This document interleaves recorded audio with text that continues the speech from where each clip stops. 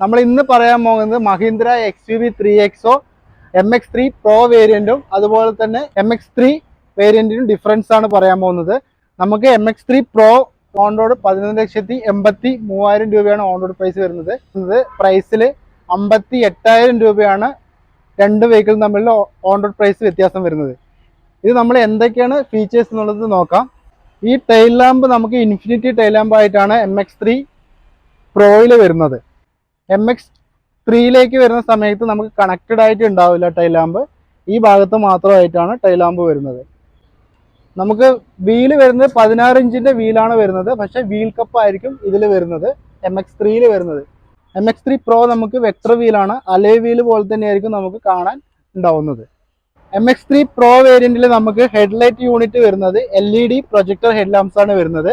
ഇതിൽ തന്നെയാണ് നമുക്ക് ലോ ബീമും ഹൈ ബീമും വരുന്നത്. അതുപോലെ തന്നെ നമുക്ക്